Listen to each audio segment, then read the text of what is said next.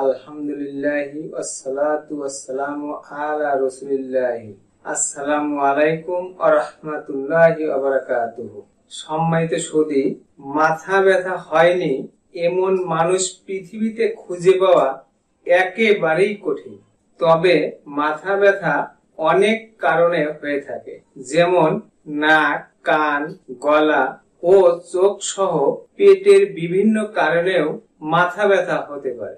সুতরাং যারা মাথা ব্যথা, মাথা ঘোরা, মাইগ্রেন, মেনিনজাইটিস, সাইনোসাইটিস, নাকের পলিপাস, নাকের মাংসবৃদ্ধি ও চোখের বিভিন্ন সমস্যা নিয়ে দিনের পর দিন, মাসের পর মাস, বছরের পর বছর কষ্ট ভোগ করিতেছেন, এমনকি আশা ছেড়ে দিয়েছেন হয়তো এই রোগ থেকে আর মুক্তি পাবো না, আপনাকেই বলছি, আপনি হতাশাগ্রস্ত না হয়ে আপনার রোগের স্থায়ী সমাধান পেতে মনোযোগ সহকারে সম্পূর্ণ ভিডিওটি দেখার আমন্ত্রণ জানিয়ে শুরু করছি।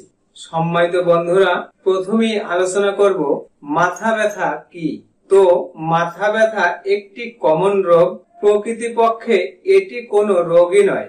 মাথা ব্যথা এমন একটি প্রসিদ্ধ রোগ যা সাধারণত অন্য কোনো না কোনো রোগের কারণে হয়ে থাকে। তো মাথা ব্যথা হওয়ার প্রধান কারণ সমূহের মধ্যে রয়েছে মস্তিষ্ক এবং মস্তিষ্কের স্নায়ুর দুর্বলতা, মস্তিষ্কে রক্ত সঞ্চালন কমে যাওয়া, ঘুম কম হওয়া, চোখের উপরে চাপ পড়া, স্পাইনাল কর্ডের অবস্ট্রাকশন বা প্রতিবন্ধকতা, ব্রেন টিউমার সহ ইত্যাদি কারণে হতে পারে মাথা ব্যথা।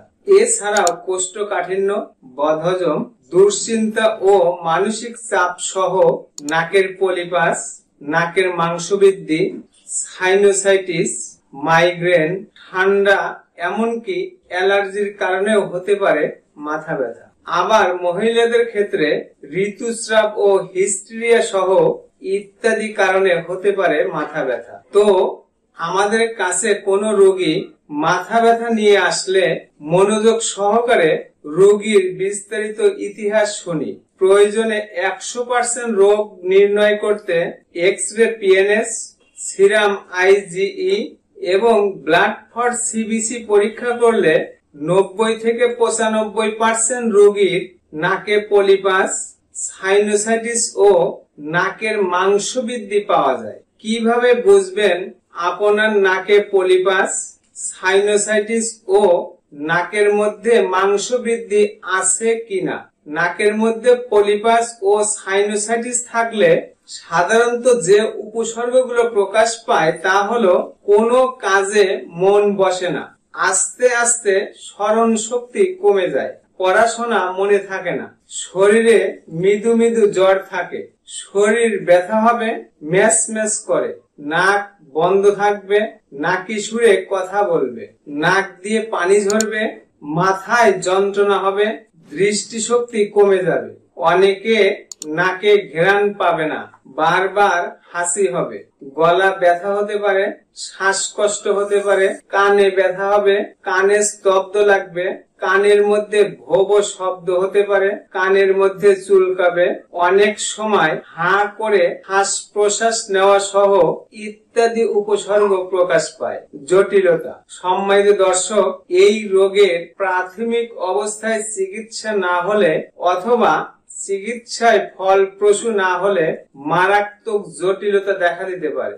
নাকের মধ্যে পলিপাস বা নাকের মধ্যে মাংসবৃদ্ধির কারণে নাকের দুই পার্শ্বে সাইনাসের ভিতরে ইনফ্লামেশন বা প্রদাহের সৃষ্টি হয়ে সাইনোসাইটিসের সৃষ্টি হতে পারে।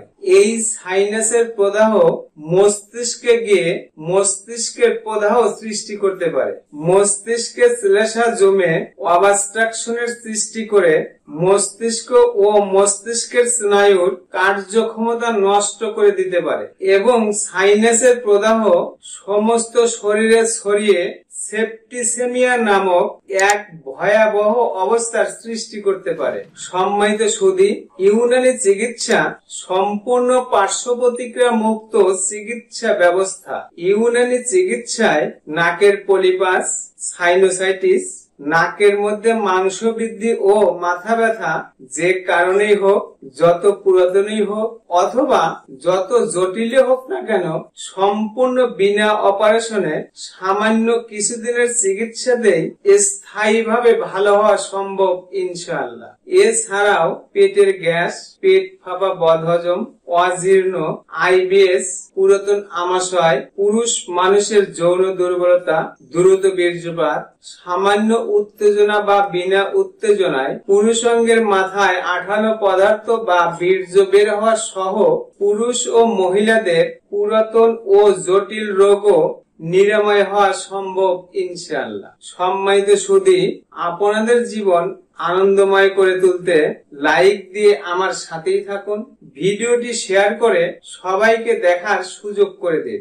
আমার কথাগুলো কোথাও বুঝতে অসুবিধা হলে অথবা বিস্তারিত জানতে কমেন্ট করুন। আজ এ পর্যন্তই, বিদায় নিচ্ছি। আবারও দেখা হবে নতুন কোনো বিষয় নিয়ে। ততক্ষণ মহান আল্লাহ সুবহানাহু ওয়া তাআলা আমাদের সবাইকে ভালো রাখুন, সুস্থ রাখুন। আসসালামু আলাইকুম ওয়া রাহমাতুল্লাহি ওয়া বারাকাতুহু।